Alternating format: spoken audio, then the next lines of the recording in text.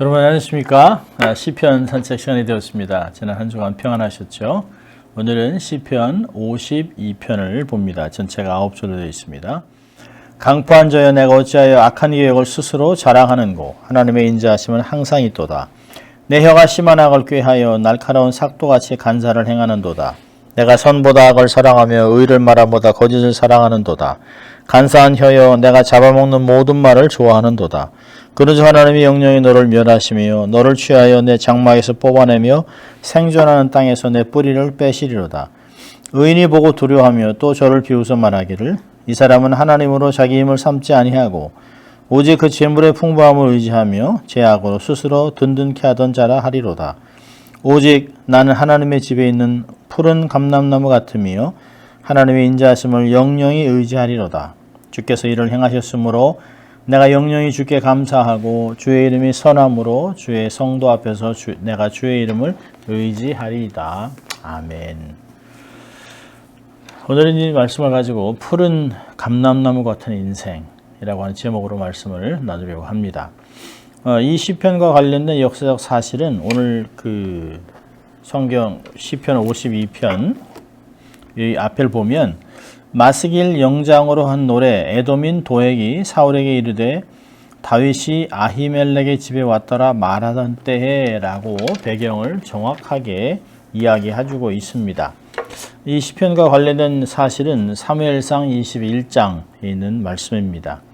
여러분 다윗을 잡으려고 온 이스라엘을 이잡듯이 뒤지던 사울이 다윗을 잡지 못하자 점점 강박적으로 바뀝니다. 신경질적이고 그래서 급기야 자기 신하들에게 누군가가 다윗과 내통하고 있기 때문에 라고 이렇게 얘기를 합니다. 그때 아무도 얘기하지 않는데 사울의 목자장이었던 에돔 사람입니다. 이스라엘 사람이 아니에요. 에돔 사람 도액이 대제사장 아히멜렉이 노부로 피하던 다윗에게 음식과 골리앗의 칼을 제공했다고 고자질합니다. 결국은 이 뜻은 무슨 얘기일까요? 도액이 다윗과 내통한 자는 바로 대제사장이라고 얘기하는 것입니다. 결국 사울은 노베 대제사장들을 모두 소집하고 대제사장 아히멜렉의 다윗과 공무죄를 뒤집어서 씌워서 대제사장을 포함해서 85명의 제사장을 학살합니다. 옆에 있는 군인들에게 또 그 호위병들에게 제사장을 죽이라고 얘기합니다. 그러나 하나님을 경외하고 종교적인 사람들이야 대제사장을 죽인다는 게 얼마나 하나님 앞에 무서운 일인지를 알지요. 그래서 제사장을 칼을 들어서 죽이지 못합니다. 그러니까 사울이 도액에게 제사장을 죽이라고 해서 그가 85명을 도륙합니다. 정말 악인이죠. 이 사람에게야 뭐 하나님을 경외함도 없고 기회를 타기 위해서 사울에게 충성을 바치려고 했던 그에게야 뭐가 두렵겠습니까? 하나님이 그의 눈에는 하나님이 없죠. 완전 악인입니다. 우리가 이 시편을 읽으면 도액이라는 악한 자를 생각할 수 있습니다. 그러나 도액과 같이 거짓으로 말하는 악한 자의 인생을 볼 수 있습니다. 그리고 오늘 본문을 보면 악한 자와 의인의 삶을 딱 비교하면서 결과에 대해서도 함께 얘기하는 것을 볼 수 있습니다. 오늘 시편은 세 부분으로 나눠지는데요. 1절부터 5절까지 악인의 삶과 결과, 또 6절과 7절은 의인이 묘사되고 8절, 9절은 하나님의 의인을 어떻게 돌보고 계시는지, 그리고 의인의 삶은 어떤 특징이 있는지를 가르쳐주고 있습니다. 자, 악인의 모습을 볼까요? 1절부터 5절까지 보면 악한 계획을 자랑합니다. 여러분, 악인을 여기서 강포한 자, 히브리어는 깃볼이라고 하는 단어를 씁니다. 보통 일반적으로 선하게 쓸 때는 용사, 강한 자, 이 단어를 보아스에게도 썼습니다. 또 그리고 기드온에게도 하나님이 함께 하시니 너는 강한 자라고 얘기할 때 깃볼 하일이라고 하는 단어를 썼습니다. 근데 여기에 악인을 강한 자, 용맹한 자라고 얘기합니다. 그러니까 사회에서도 인정을 받는, 공동체에서도 힘이 있는 그런 사람일 것이에요. 근데 이 사람이 늘 생각하는 것이 악합니다. 자기중심적으로 살아갑니다. 남들을 괴롭히고 넘어뜨리고 죽일 계획을 아주 그냥 자랑하고 막 떠벌립니다. 왜요? 스스로 지혜롭게 여기기 때문에 기고만장해서 그것을 밖으로 드러내는 것이에요. 자기 생각이 옳다는 것입니다. 그렇지 않은 사람, 자기 생각을 거부하는 사람들은 다 죽어 마땅하다고 얘기하는 것이에요. 2절 보니까 이 사람은 악한 혀로 사람을 해칩니다. 악한 혀도 아주 예리해서 공교하게 남을 해칩니다. 여기 보니까 아주 날카로운 삭도. 삭도는 다른 거하고 달라서 아주 예민한데 여기다 날카롭다는 단어까지 붙어 있습니다. 날카로운 삭도로 아주 그냥 날이 시퍼렇게 선 칼을 갖고 사람을 해칩니다. 시편 10편 7절에 보니까 그 입에는 저주와 계율과 포악이 충만하며 혀 밑에는 잔해와 죄악이 있나이다. 잠언서 12장 18절도 혹은 칼로 찌른같이 함부로 말하거니와 지혜로운 자의 혀는 양약 같으니라. 어떤 사람의 말은 들으면 그 말이 들릴 때 가슴이 아픕니다. 막 그냥 칼로 빗으로 그냥 난도질을 하는 것이 아파요. 자기들은 말은 해봐야 되는 거 아니냐. 고기는 씹어야 하고 말은 해야 된다라고 하지만 그리고 나는 뒤끝이 없다라고 하지만 그 말로 얼마나 많은 사람의 가슴을 난도질하는지 모릅니다. 그래서 성경에도 칼로 찌름같이 함부로 말한다고 얘기하지 않습니까? 영국 속담에 칼은 한 사람을 죽이지만 혀로는 셀 수 없는 사람을 죽일 수 있다. 시공을 제한받지 않고 다른 나라에 있는 사람, 과거에 있던 사람 누구든지 다 죽일 수 있습니다. 악을 사랑하고 또 3절에 거짓을 말하고 4절은요 잡아먹는 말을 합니다. 말로 사람을 죽입니다. 인격을 말살시킵니다. 얼마나 악합니까? 열린 입으로 막 맹독을 쏟아내고 있습니다. 뱀과 같이 독사같이 다른 사람을 말로 막 뭅니다. 자, 이 사람은 7절에 보면 재물의 풍부함을 의지해요. 하나님을 의지하지 않습니다. 돈이 신이에요. 그러니까 돈만 있으면 못할 것이 없습니다. 성도들 중에서도 선물을 주시는, 축복을 주시는 하나님보다는 축복에만 초점을 맞추는 사람들이 있습니다. 이 사람은 악으로 삶을 든든하게 구축해 간다고 얘기합니다. Grow strong by destroying others. 다른 사람을 멸망시키고 짓밟고 피눈물 나게 하고 그러면서 자기가 부를 축적해요. 원하는 걸 다 이뤄갑니다. 다른 사람을 밟고 일어서려고 하는 생각으로 아주 가득합니다. 다른 사람들을 게으르다고 하고 무식하다고 하고 불필요하다고 하고 가치가 없다고 하고 함부로 짓밟습니다. 자, 이 악인들의 결과는 어떨까요? 5절에 정확하게 이야기합니다. 그런즉 하나님이 영영이 너를 멸하시며 너를 취하여 내 장막에서 뽑아내며 생존하는 땅에서 내 뿌리를 뺏으리라. 멸하고 취하고 뽑아내고 빼버리겠다라고 한 단어를 사용하고 있습니다. 장막에서 뽑아내요. 가장 안전하다고 이렇게 숨어있는 곳, 딱 아주 안심하고 있는 곳에 갑자기 불안해지고 갑자기 그냥 인생의 폭풍이 옵니다. 그러니까 막 재물, 관계, 건강 막 넘어갑니다. 졸지명하게 된다. 멸망하는 거죠. 시편 73편 19절부터 21절은 그렇게 되어 있습니다.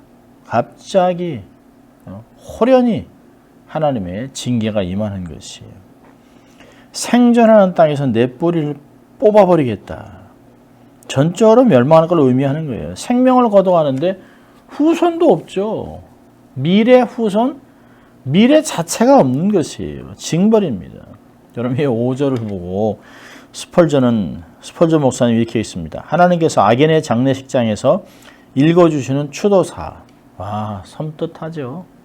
완벽하게 완전히 없애버리는 것이에요.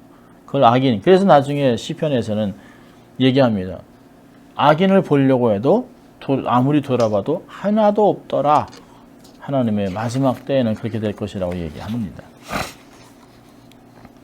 자, 그리고 6절부터는 의인의 삶을 얘기합니다. 의인은 6절 보니까 마음에 평강을 가지고 삽니다. 악인이 더는 두려운 대상이 아니에요. 힘이 없어서 감당하지 않는 것이 아닙니다. 미래가 보이기 때문에 하나님의 살아계심을 알고 있기 때문에 믿고 있기 때문에 견디는 것이에요. 그리고 마지막으로 웃는 것이에요. 이 세상은 알 수도 없는, 줄 수도 없는 하나님의 평강이, 주님의 평강이 삶에 있기 때문에 폭풍 중에서도 웃을 수 있습니다. 하나님이 함께 하심을 확신하기 때문에 웃을 수 있는 것이에요. 8절에 보니까 하나님이 존귀함으로 관을 씌워주십니다. 하나님의 집에 있는 푸른 감람나무. 여러분 성경은 의인들을, 하나님의 백성들을 여러 모양으로 묘사를 했는데요. 그 중에 하나가 감람나무입니다. 이 감람나무는 극단적인 날씨와 가뭄과 홍수를 잘 견디는 나무입니다. 의인들은 모든 어려움과 고난과 역경 속에서도 결코 죽지 않고 살아서 하나님의 영광을 보게 될 것입니다. 이런 감람나무는 가나안 지역에서 가장 오래 사는 나무입니다. 거의 2000년이 이상 넘게 산다고 합니다. 예수님이 기도하셨던 장소에 아직도 감람나무가 있다고 합니다. 그 악인들의 순식간 아주 잠깐 이 단편적인 변형과 비교할 때 의인들의 변형은 영원하다고 얘기하는 것이에요.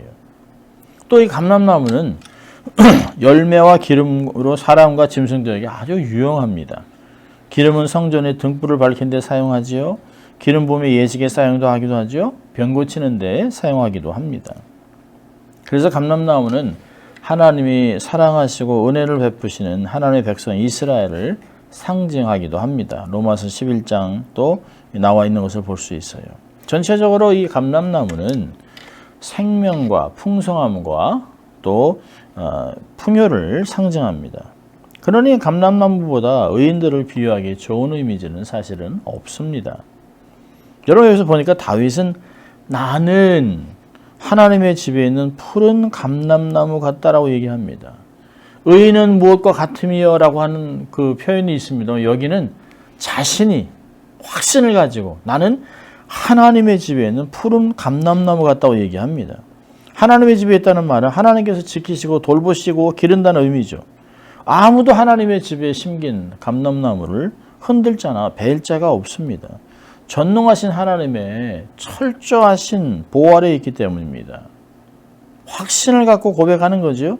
나는 하나님의 사랑과 보호를 받으며 살아가고 있다. 할렐루야. 믿을 수 있길 바랍니다. 하나님이 우리를 그렇게 하시는 게 눈동자같이 지키시고 하나님이 허락지 않으면 머리카락 하나도 상할 수 없다라고 하신 말씀이 정말 맞는 말씀이죠. 그래서 이 시편 기자는 감사가 넘칩니다. 주께서 기도를 응답하시고 의인의 길을 평탄케 하시는 것을 보니까 감사가 절로 나오는 것이에요.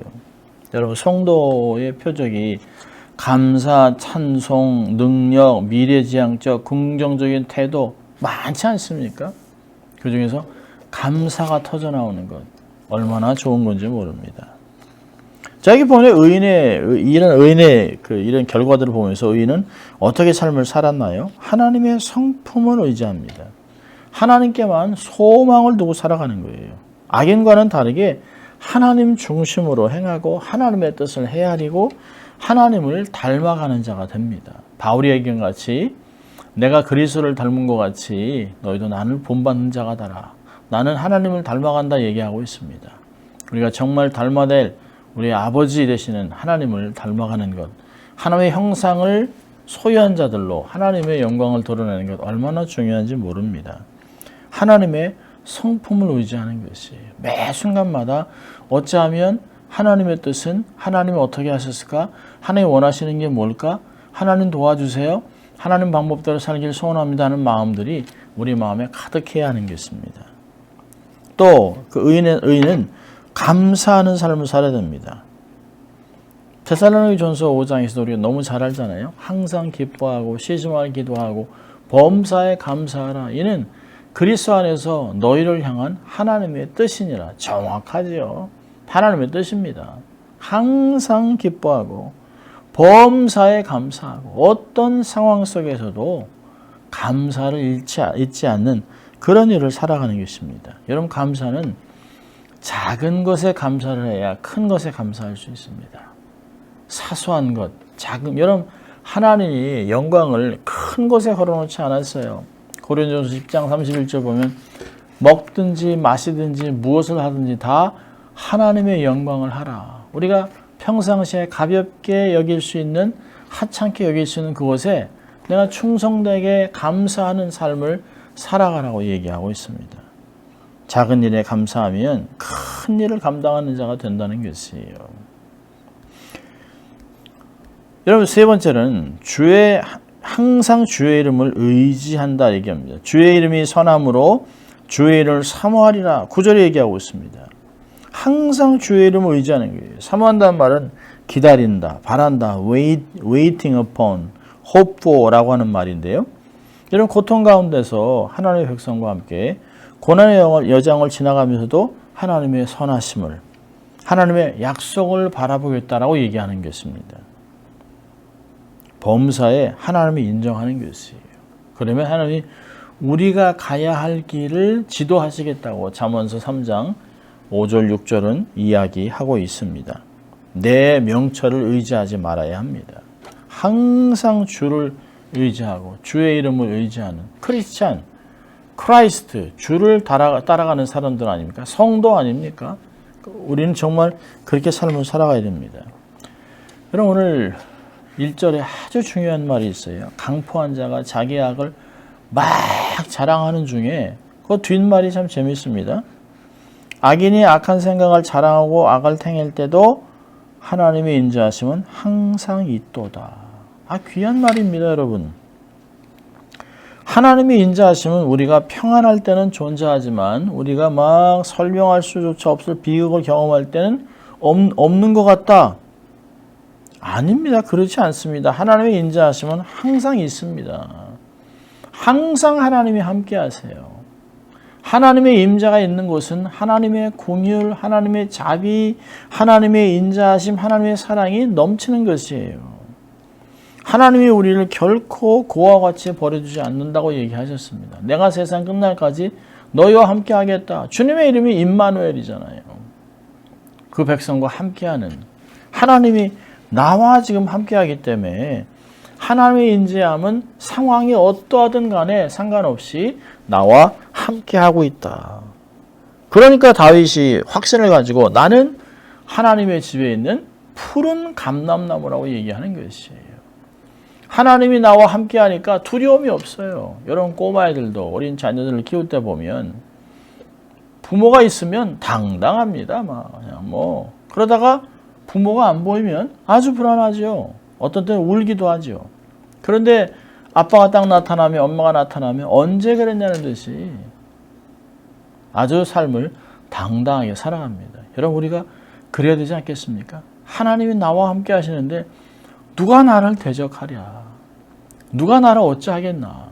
세상이 어떻게 감당하겠냐? 내가 하나님의 백성이고 하나님의 대사고 하나님의 파송하고 하나님 보내신 사람, 거룩한 백성인데 왕 같은 제사장인데 라고 하는 담대함으로 삶을 살아가야 되지 않겠습니까? 우리는 그렇게 살아가는 사람들입니다. 여러분, 잠언서 10장 24절에 악인에게는 그의 두려워하는 것이 임하거니와 의인은 그 원하는 것이 이루어지느니라. 놀랍죠. 악인들은 이러다 죽지, 이러다 망하지, 그런 게 일어난다는 거예요. 그런데 의인은 하나님의 나라, 하나님의 의를 추구하면서 하나님의 영광을 위해서 복된 삶을 살고 어찌하든지 하나님을 구체적으로 잘 섬기기 위해서 부와 재물과 관광과 재능들을 하나님께 간구했을 때 그런 걸 하나님이 풍성하게 부여하셨다는 것이 이루어졌다는 것입니다. 오늘도 마음의 소원을 이루는 복된 의인의 삶을 살기를 축원합니다. 악인들을 불쌍히 여기고 그들을 위해서 기도하는, 결국에는 그들의 영혼이 주께 돌아오는 귀한 역사도 경험하는 여러분 될 수 있길 주의 이름으로 축원합니다. 기도합니다. 하나님 아버지, 감사합니다. 저희들과 항상 함께 하시고 평강과 또 우리에게 긍휼과 자비와 인자를 베풀어 주신 주님 감사합니다. 우리와 늘 함께 하시는 것 감사하고 그 확신과 약속을 삶에서 경험하며 담대하게 세상을 살아가는 저희들 될 수 있도록 하나님 축복하여 주시옵소서. 감사하고 예수님 이름으로 기도합니다. 아멘. 한 주간 말씀을 신뢰하면서 승리하는 여러분 될 수 있기를 주의 이름으로 축원합니다. 사랑하고 축복합니다.